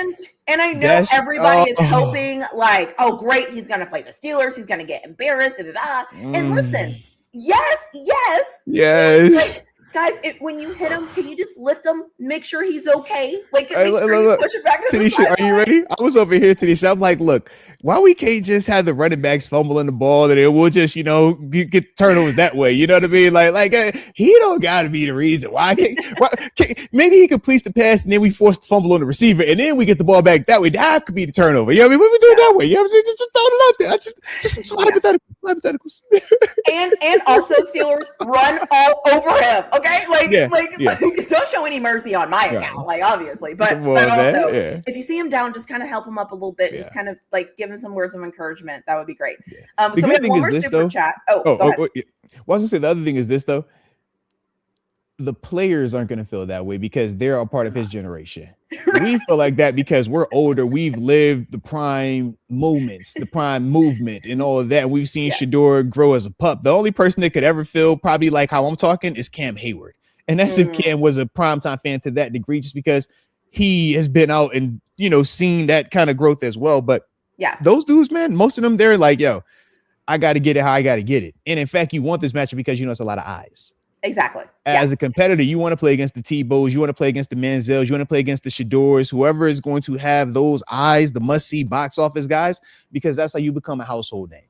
When you get to make plays against that guy, now you become a legend. But if you just, and that's why you hear me, I need competition. I needed to be tough. I needed to be real because nobody cares. Nobody cares if it's a blowout. Nobody cares if the people aren't good enough. And the competitor in me, right, is obviously like, go demolish. I don't care. Yeah. Like, go do what you got to do and win this game. And then once it's over, just kind of make sure he's okay. That's kind of where I need him back next week. All right. Yeah. Bad week this week, but I need him back next week. Yes, do what you got to do. And I might grimace and close my eyes. And I even think I said in my video, I want this game to be so good that I feel uncomfortable for Shador. And I don't like that I said that, but that's honestly how I feel. And then, so anyways, it'll be interesting. So let me get this other super chat and then we'll talk about the Browns. So, who's this one from? So this one is from, shout out to Felicia Bellett. She down at Lake Charles, Louisiana. Shout out to the boot. Yeah. I love that. I love that. I know we're playing the clowns. The O-line got to protect Aaron because I don't want the Steelers to be the one that helped Garrett break TJ's record. F that. I respect the hell out of that. Shout out to Felicia. Absolutely. Amen. And now, Tanisha, it's a lot that goes into this one. You got the Rodgers as the QB, last QB when the record was Brett Favre. Yeah. Well, hold on a second. Let's transition to talk about the Browns. So here comes my intro. Let's do it. And when we come back, we're talking about Browns, Steelers. Don't hurt Shador. Or I guess it's actually Steelers Browns because we're going there. But here we go.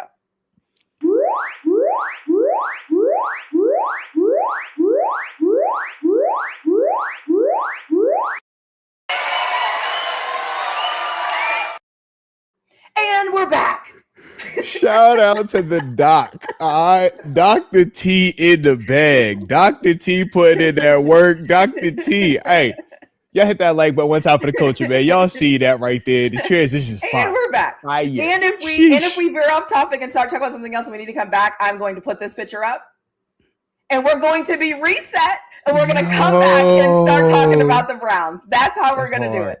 So if we deviate from the plans, we're going to bounce it back, and we're going to bounce it back. Okay. Oh, that's hard. So shout out to you, man. So the Browns. Because and also if you just joined, we're not going live tomorrow for Victory Formation. Yeah. So we're doing both shows in one show so that you get everything that you need, because why not? Because I blame, to say, because, some of us are just like, we ain't doing nothing for the holidays, all right? Some people just got hard stances. They planted a flag, and it was like, listen, as a man, some people got to go in the crowd. As a man, some people got to respond if you get spit on. And as a man, some people say, I ain't working another holiday this week. I ain't working another holiday this week, all right? Some people just, that's what's going on right now. Shout out to you. Right? I also need to brag on myself a little bit, because I don't know if everybody saw it.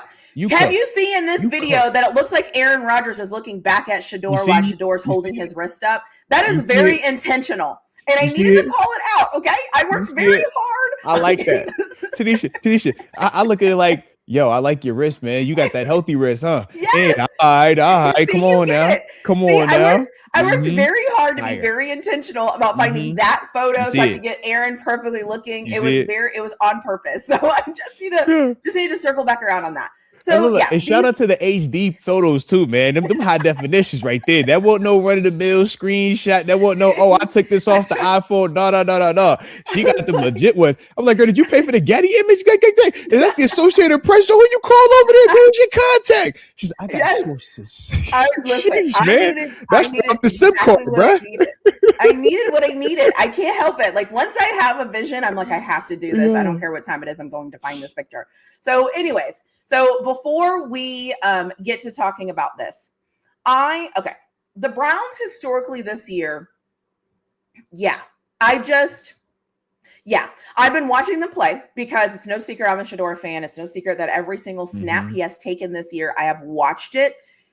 And they're just not quite doing much of anything, but the defensive line is getting to quarterbacks when the quarterback allows. Because last week against the Browns, they didn't really allow them. Josh Allen gave himself up. Obviously, that they got the half sack, whatever. But other than that, they were getting the ball out. Quick game. Defensive line couldn't do nothing, and the Bills were running the football very well. And so the game was a little bit, the game was what the game was. But what do you think about this, about what's happening, about the Browns? I just don't know what I really have to say about them, because they haven't really been doing anything consistent at all. Yeah. They're like a young team to me. A team that has talented rookies. You talk Carson Swearinger, you talk Shador, you talk Mason Graham, you talk Harold Fanning. They have talented players, and those players are producing for them. But they're just a young team. I feel like, as I watch them, they are capable, and I think that's what you saw early on in that Bills game, right? They marched down the field. Shador leads them down. Man, it's nice, right? The play action pass, the quick game. They're doing things right that you want to see. But the hardest part with younger players, or just with, rosters that are kind of like theirs right now, it's not all the way developed yet. It's probably a year or two away, or another player or two away from having that consistent element. And that's why you see them, even with Shador being out there, it's like, that Bills game was competitive, right? They were going back and forth with them, but you could everybody kind of felt the same of like, it just feels like it's missing something. It doesn't feel like it has enough just yet. And that's the youth element. That's the younger player element. But they do have enough around them that, if you go out there and you turn the ball over, if you go out there and you don't prepare and play with a level of professional respect, that, if you're out there, you're good enough, then they can definitely beat you. That's the Browns, though, because their defense is playing really well. Their defense, man, they are trying to murder you up front. They got a pass rusher that is trying to do something historic. And they play with confidence on that side of the ball. Offensively, they play with a lot more confidence with Shador. But at the same time, it's even with Shador, he makes some good plays, but he's not perfect. Yeah. And even a small miss at this level can lead to a turnover. And that was really the first pick you saw. The misses, instead of it being right shoulder, it was left shoulder. We're talking, this is the difference of a miss in the NFL. Yeah. So when we talk these college kids, just know this is what we're seeing as a miss, this window. If ball's on the front shoulder, it's a catch, run, pick up yardage, great play. throws on the back shoulder, difficult of a catch, bounces off. Now it's a pick. Now we're looking and saying, yo, how you turn this football over? But that's this team because of, once again, youth. Youth, you're still learning to be that level of consistent. Youth, you're learning that this is the difference between a good play and a bad play, right? And those are things that make it really challenging. But to me, man, this is definitely a team that, we should go in there and beat. And I've been saying this every week. I've been saying this past. What, you all right over there? Jeez, you good? I know we got Dave, but you was fired up now. All right. My mouse is on, because I saw that there's a super chat, and my mouse is on a mouse pad, and it fell off and it hit the thing. So what you saw was the mouse hitting the table. I was like, what? It's never been that loud before, though. I must have hit it and made it fall off the mouse pad. Okay. I was like, yeah, Tanisha, man, get fired up then. Get fired up. Yeah. All right. And that's the thing. That's the thing with Shedeur, right? And Shedeur Sanders is a rookie quarterback. No matter what I think about him, he's a rookie quarterback. He holds onto the ball entirely too long sometimes. He doesn't realize how athletic the guys are that are on the field with him sometimes. Lately, everybody's just been putting their hands up and getting in his passing lanes and just doing a lot of things that he has never seen before, because I've watched him play football, and I can tell you, he's never seen the type of competition he's playing right now. He's just never seen it. And so he's going to do a lot of things that you're going to look at him and be like, oh, that was bad. But then he's going to do things where you're going to go, oh, okay, there was a flash. And I just think the Steelers need to be ready for that. He's going to try to scramble. I quite frankly laugh because I think he's slow, which is kind of funny that he is like Coach Prime's son and he's slow. I just think that that's funny. But, that he is who he is. And so I think the Steelers just have to get after him. And I think they have to make him uncomfortable. And I think when he's uncomfortable, the thing about Shedeur that I love, he's poised. And his level of uncomfortable, you're never going to see it. You just have to hope he's uncomfortable, but you're never going to see it. His body language, he's just cool. I think he's cool as a cucumber. And I think that for the Steelers, it's like, we have to score points, because the other thing is too, what we can't do is get into one of those, like, just real tight, like, we've scored 3. Somehow they've managed to score 10. We can't move the football. Like, that is what's concerning me. Like, our offense has to keep going like they're doing. And if we could run the ball, that would be absolutely fantastic also. But this is a tough defense, man. I was gonna say this Browns defense, though, they do a really good job of keeping a lid on it. And I think that's the other part that makes them a little bit more challenging with Shedeur. It really depends on the turnovers, right? This game kind of got weird because the turnovers early on. If they're not turning the ball over, it feels very different in that Bills first half. But that's because that defense is really good. That's the one thing that I will just continue to say, like, yo, they do a good job on that side of that ball. Yeah. The other thing too, I want to say, and if this message is for you, this message is for you. I think in the chat, we should show as much discipline as you wish DK would have shown when responding to certain things and certain people. So all that discipline that you wanted DK to show on the field, and all of his behavior and the way that you wanted him to act on the field, if we could do that in the chat, and those of you that are doing it in the chat, kudos to you. Everything and everybody doesn't need to be engaged with. Everybody is not worth your time. Everybody is not worth your energy. So all of that visceral, I was doing that approach. I'm with you, Tanisha. You got to give that approach. Yeah, all that visceral that you're sending to DK over and over and over and over and over, and you want him to change his behavior, you should probably try to change your behavior and try to act like you wanted him to act. Chat, congratulations for those of you that have stayed disciplined. Kudos to you. You're the real MVP. Now, without breaking a sweat, ignore it. Exactly. So without breaking a sweat, let me go ahead and get into the super chat that was sent to us by Justin Gordon. So he says, what are we going to do about 44? He's a problem. Yeah. He is a problem. Harold Fannin, the rookie. Yeah. The rookie. And he is Shedeur's favorite target. Yeah. And I think, he's a tight end, isn't he? Yeah, tight end, fullback, H-back. Is he a hybrid tight end? Kind of Hayward type, Jonnu Smith type. Like, he's in there. Yeah, how they use him. He's a good player. Absolutely. Shoot, it's funny. It's like, all right, it's Harold Fannin. It's like, cool, man. Before that, it was David Njoku, right? Yeah. It's like, man, it is what it is. You know what you got to deal with, man. He's a good player, though. I just thought about that. Yeah, he's been in kind of in and out, but Njoku at the same time plays like Njoku. You know, he could be available to you. You still like it was hurt, you know. Yeah, but he's listed technically as questionable, so that's the thing with Njoku. But Harold Fannin, man, as a young player, has been playing well, though. He can catch the football really well. They use him in multiple ways. Like I said, in the backfield, they will have him lead block at times, but he'll also slip out. And yeah, that's a guy that Shedeur has found some comfort with, especially because of the matchup. Usually he has a favorable matchup. Now this week, I like my guys. I love when PQ's in coverage. I'm like, hey, I'm like, yo, let's do that. Line it up. Let's go. Peyton Wilson. Let's go. Like, we got guys specifically for those type of athletes, because who do we deal with in the division? Mark Andrews and Isaiah Likely. You have to be ready to deal with these unicorn type, athletes. And as I said before, Harold Fannin, it was David Njoku. So we've drafted and we've invested in the position to have people to combat those type of animals right there. I'm just glad that as much as it hurt to watch Quinshon Judkins get hurt, I'm just glad that, with him not being out there, that's one less crazily impactful rookie to deal with. Yeah. Now they still got another young rookie running back that came right in, and he was playing well also. Was out of Tennessee, Dylan Sampson. I was a fan of him as well, man. He's a good dude.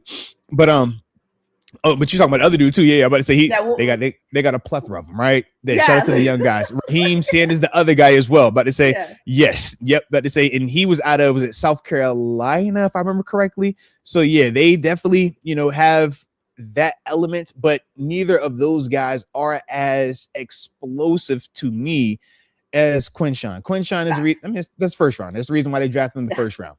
Now, the other two dudes are still good, though, right? I told you, Dylan Sampson is a good player, man. I liked him. He reminds me of, to a degree, of Caleb Johnson. Like, honestly, he's that type of back to me, but I thought he had a little bit more of the top end speed just playing in the SEC, watching him last year. But to me, man, neither one of those guys should have the same level of impact as Judkins. Now, because of that, we should be able to put a little bit more of those resources in terms of PQ or our LBs having a little bit more eyes on 44.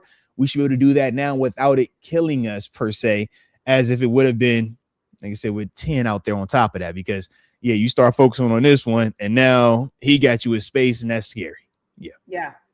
And which side of the offensive line do you think is the weakest for the Browns? Because I know Joe Bitonio is on one end. Their left tackle is not. Their left tackle to me is very. Yeah, I ain't really feeling him like that. With all due respect to their left tackle, okay. So that's was it Cam Robinson? Yeah, Cam's been in the league for a while too, man. That's probably why I don't really like Cam. All right, but anywho, all right. All right, it's okay. Hey, we're honest. Because if we're going to be fully transparent, when we see drafted and where we see drafted, and you think of that season, okay? Mm-hmm. So that's 2017 Jags. All right, so yeah, if you in the trenches during that time frame, you just so that's what it is. But we ain't feeling that. But so I'm like, man, I hope every time I see him get beat for a sack, I'm like, I love it. It gets me going. It gets people going. All right, I was a big Greg Russo fan last week. Wifey looking at me like, why are you so hype every time you get beat? Because I hate the guy he's going against. Whoop his ass. I love that. Yeah, and shout out to Joe Bitonio. Joe Bitonio has been there for forever too, man. So long. I feel like we talked about this the first time we played them. Yes, because you brought it up that I played against him. I was like, I really did. I was like, God dang, Joe, you've been out there forever. Long. Yes. And remember that was the time where they had a wall. And I don't feel like it was like him and Alex Mack and Joe Thomas, Joe Bitonio, Joe Thomas, Alex Mack. I can't remember the other guys that were there. But my point is, was it Short? Anyways, Mitchell Schwartz. Yeah, he was the right tackle. Yep. Yeah, and then there was the guy, but the other guy was kind of the guy that they were trying to get right. But either way, I mean, they had all those records, like the longest play together, like Alex Smith, like never miss. I'm like, oh my God. Yep. So it's interesting to see them now, because you're like, who? Okay, Joe. Like, he's still out there grinding it out. I love that. Look, funny thing, I was like, Joe, but Tony, I ain't never had no issues with him. Joe Thomas, big fan of Joe Thomas, like Joe Thomas, man. Joe Thomas good dude, but the Cam, I'm like, I don't like that Cam Robinson one. That kick him, man. Definitely get after that one. Definitely get after that one. All right, yeah. I remember that one. Yeah, and certain ones you would be like, yeah, for him, yeah. Mm. We paid double for that one. So the other question I was going to ask you is, whenever we play the Browns, so we had this conversation before, but they came to Pittsburgh. Whenever we play the Browns, I feel like we always just come out flat, or it's like it always just kind of, I hate it. I actually hate it. What is it about playing at the Browns? What is it? Is it the travel? So think about it like this, right? People want to make it, we come out flat because they just assume it's the Browns and you're supposed to win 100-0 in the first quarter. That's fair. It's a professional team and it's a division team that has the same amount of pride for, every time you hear us talk about Ben has beaten this team how many times, right? Yeah. Hey, we win more in their stadium than they do, right? So when you keep hearing that over and over and over and over and over and over, us as a fan base says, oh yeah, as soon as the game starts, it's supposed to be literally 100-0 because it's the Browns. Okay. And it's like, dude, they're still a professional team. You still have to butter it up a little bit. And then from there, now you can start getting to what you want to get to. But we just act like, it's just, oh, you're going to come out there. And as soon as you line up, they're just going to lay down and it's simple. And it's like, no, man, that's not how it works. So that's that. The other part is this. Sometimes, or a lot of these times, these games are on Thursday nights. We talk about that element, short week. When it's a short week, your body, when you're the road team, it hurts. You're not all the way recovered. And then because of the proximity, we always take the bus. So when it's a Thursday night game and you ride the bus, it's a lot of logistical things that just feel different. Okay. So then when you get into these games and the fans are like, well, hey, man, y'all starting slow. You're this, you're that. And it's like, no, your expectations first off are kind of crazy. It's like, yo, they still got a Myles Garrett over there who we say is Myles Garrett. Is he a good player? Does everybody think Myles Garrett is a good player? He might win the Defensive Player of the Year award this year, right? Yeah. Just, but that's, you dealing with that also over there, right? We talk about a Carson Swearinger, man. This is a top end rookie in terms of what he's doing defensively at the linebacker position, man. He is sideline, highly productive cat out of UCLA. In fact, I'm trying to think, man, who? No, he's gone actually. I remember on that. I was about to say I thought he was with Bruno, but Bruno was Washington, but they played against each other. But they have talented dudes over there, man. We talk even Shador. It's like, man, Shador is good. When he comes out the gate, he is going to make them play at a level of competency NFL wise. It's not going to just be, oh, they're fumbling every snap, man. He can't get out of his own way. That's not them. So a lot of times I just feel like the expectations are that they're going to be just a highly incompetent group and just going to come out here and self-destruct. And it's like, no, man, they might end like that in the fourth quarter, but it's rare that a team is just going to out the gate come like that. And especially a team that's playing with pride. And the pride comes from Shador. Shador, as the leader of them right now, as the starter, he's making sure that they operate with a certain level of professionalism, a certain level of even grace when you hear him speak media-wise. So all of that plays into it. But at the same time, this is still a game that we should win, and we should win comfortably. But once again, what is comfortable in the NFL? Right? Still gives me anxiety. What is a 7-point win in the NFL? Think about this, right? A 7-point win is comfortable in the NFL. Is that not? We looked at the 7-point spread that the Lions had coming against the Steelers, and we was like, dang, that's kind of crazy. But at the same time, we kind of get it. But 7 was like, whoa. So if we're saying 7 points, and that was Lions versus Steelers. You see me? It's like 7 points. Do we know what it is for this game? Let's see real quick. Actually, let's check that. Justin, we did get your super chat. We did talk about it. We're a fan of Shador. We're okay with that. And the 4 starters from the draft, it's possible. I mean, it's 3.5. We're 3.5-point favorites. It's not a crazy spread. You feel me? 3.5 points. That's all. 3.5 points to each. So if we win by 5 points, that means that we really got after it, right? Yeah. 7 points. You see what I mean? Like, but once really again, but the mindset. But what's the mindset? The mindset is already set up as when I said 7, you said that makes me nervous. 7 makes you nervous, and the spread is 3.5, and we're the road team. 3.5. Like, this isn't oh man, you're 3 scores better than anybody at this level, man. That isn't this level, man. I think that's fair. It's also hard sometimes to quantify what you're actually saying and feeling, because at the end, and you say this all the time, at the end of the day, it is another NFL team. They are also in the exact same league. So yes. And I think sometimes, though, the way that I think maybe it's like that like you just want it to not be close. Want it to not be. And so you almost, so when it's not, you're like, why is this not close? Yeah. But for me, I just need to see some consistency. Mm-hmm. I need to see that's my biggest thing. Like, I need to feel like we are continuing to move forward, because to me, our goal is bigger than the Browns. I think everybody would agree to that. Our goal is bigger than them. They are just in the way right now for our goal. Because for us, they can have a nice part of the story though this weekend. They can have a feature part where we get the hat and the t-shirt. They could be the ones in the background, man. Exactly. It's cool. Y'all can be in the background. We don't mind y'all having the background. Yeah, that's the goal. Like, we have different goals. And so that's where I think too, for me, it like makes me a little tight, but I know for you, you're kind of like, no, it's game time.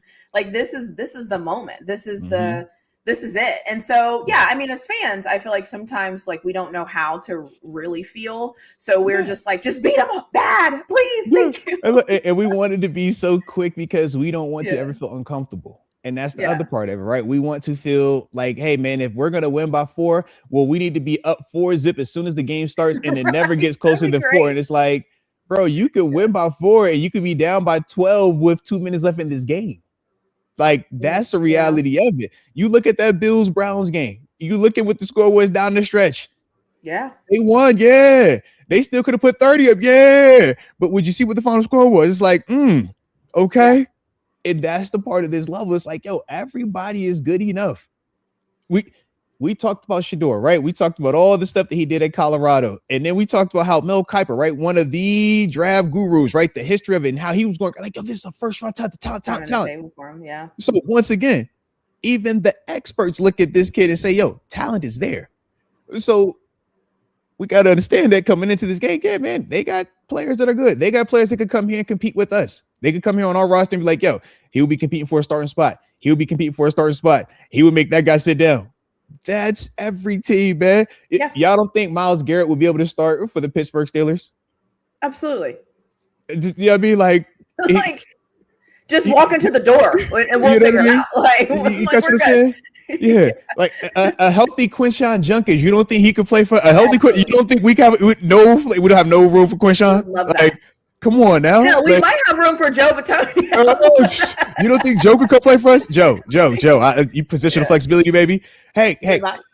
Yeah. About 6-7 weeks ago, I could have asked y'all, would y'all have been interested in Cam Robinson left tackle? All right, some of y'all might have been like, hey, Mote, man, I know you might not like him, but we ain't say that. All right, I get it. Okay, they got players, they got talent, but the beautiful part is we got talent as well, and we got guys that are playing hot and playing at the right time, and this is what you want. I prefer it like this, and this is the beautiful part about the NFL. Is it easy? Heck no. And when you drop games versus teams record-wise that don't reflect the same level of consistency, it does make it look crazy because you're like, well, how, why? It doesn't make sense. But that's the parity part of it, and that's the NFL. It's like everybody is so good and is so close, but at the same time, certain teams do begin to separate because of the consistency. But even when you're looking at a Bears team and how dominant they've been record-wise, you look at how they're winning and how many one score right at the end, one play be the difference. That's this level. That's this. Chiefs last year, how many one-score games they won? This year, how many one-score games have they lost? Right. That's this level. And that's the part that you never know when it's going to start to click and when people are going to start to have that thing rolling. Heck, us. Bills 3 weeks ago, right? We're living it. 3 weeks ago, the Browns were looking at us like, yo, that might be something sweet we can add at the end of the season right there. Baltimore was like, hey, bro, I think we got this spot right here. We done caught them. It's time. Now they're looking at us like, hey, bro, they about to have a hat and t-shirt after this time. Oh, man, how we get here? Like, everybody is capable. It's like, yo, did you get hot at the right time? Are you clicking? Is your coaching staff hitting? Are you healthy? And all of those things are in our favor right now. And that's why even with us talking positively about the Browns, even with us highlighting some of their players, you still will hear me say with confidence and conviction, this is a game that the Steelers will and have to do. They have to win this. Like, there aren't excuses. You have to win these games, man. If you want to be the team that we say that you are, that we believe, or at least that I believe they are, these are the games you continue to win. These are the games that you show up in. It's not easy. It's going to be hostile. You're going to hit them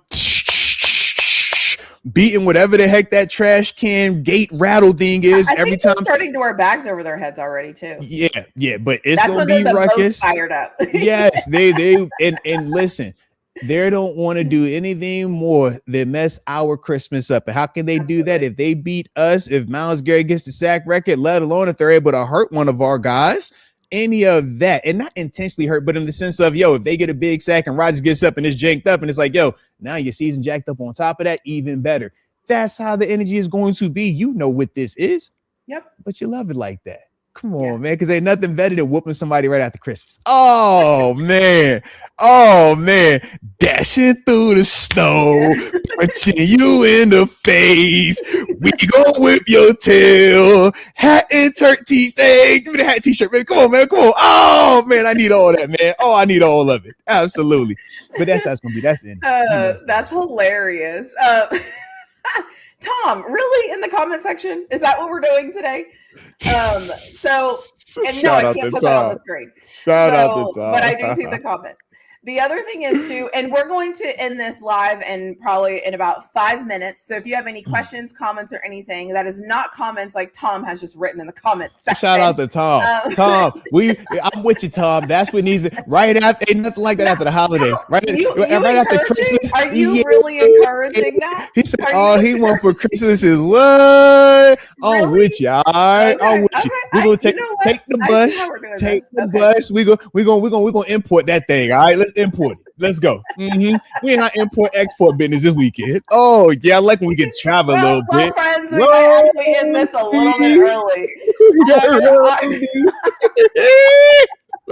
Our resident NFL star has gone off the rails, so we might have to end this a little early. He's gone off the rails. We gotta wheel it back in. And we have fun. And no, I'm not putting your comment. I'm not putting your chat on the screen either. Flow Throne, okay? It's staying in the comment section. So if anybody has somebody, okay. I Y'all are funny, yo. Y'all are funny. This is actually funny, and I like funny comments. This is funny. I say cover 2. It's a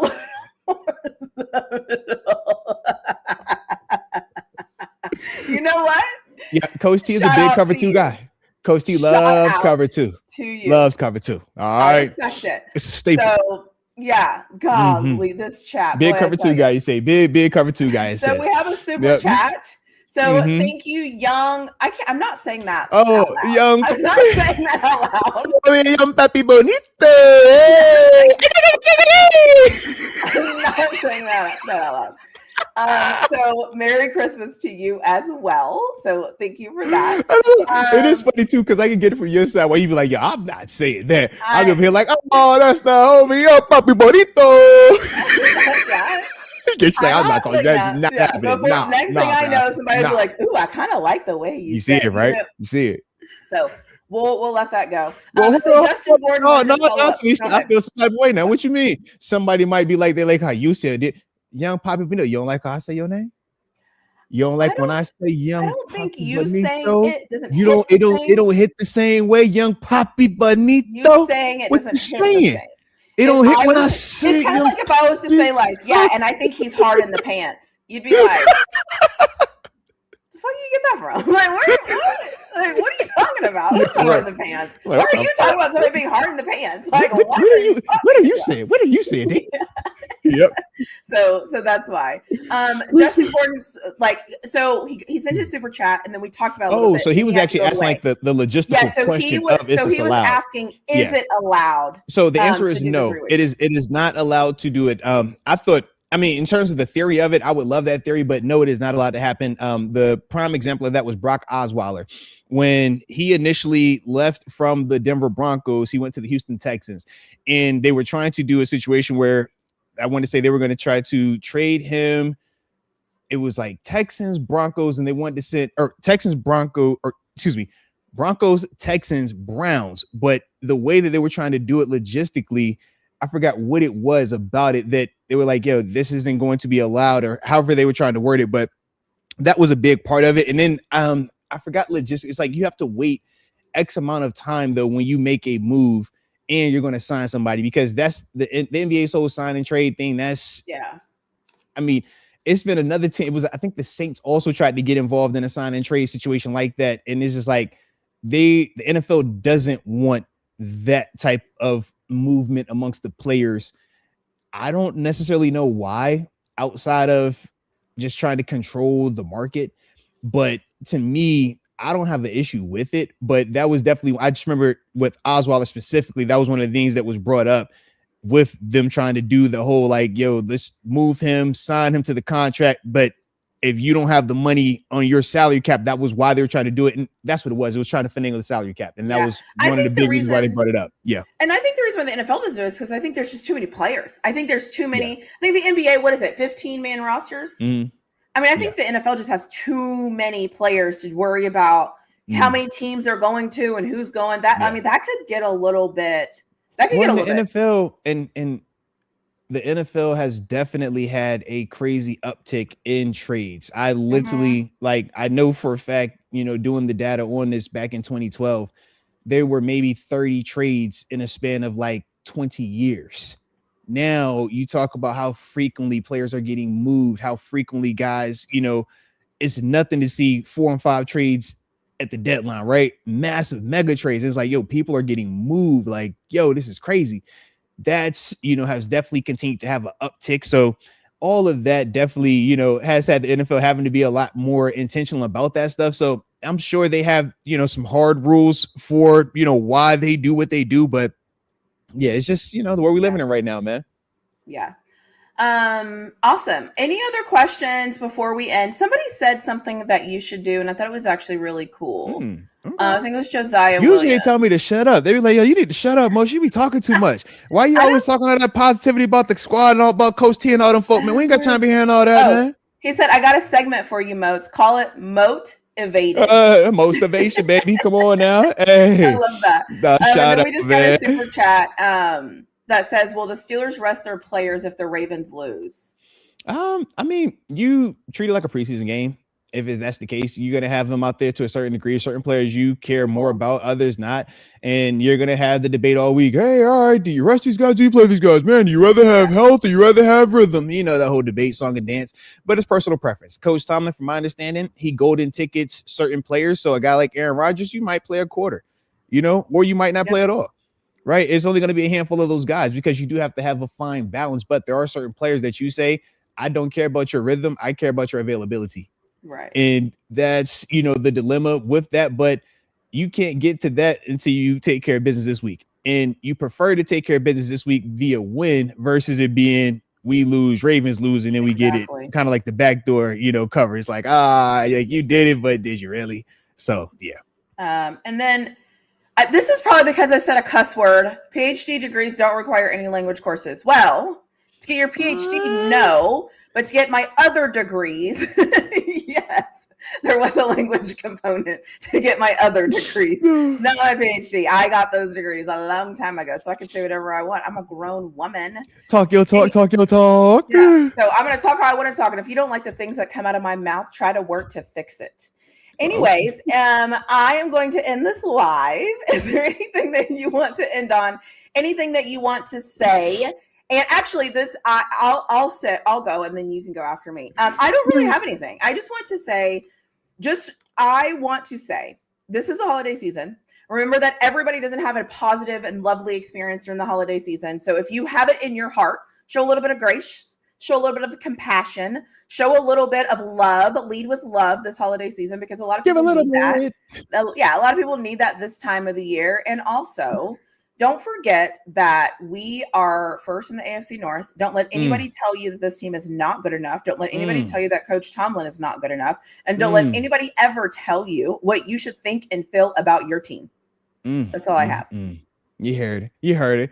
I'm gonna just say, it's okay to be happy with winning, baby. It's okay to be happy that that man got 200 career wins, baby. It's okay to be happy that he got 192 regular season wins and he's officially top 10 all time career regular season wins amongst any head coach in the NFL level. It's okay to be happy that your team is once again still in first place 16 weeks into the NFL season. It's okay that, we got what some people feel like, are terrible coaches, but yet and still they find ways to outcoach the coaches that everybody says are great coaches. So with all that, man, enjoy yourself, enjoy this black and gold, and Merry Christmas.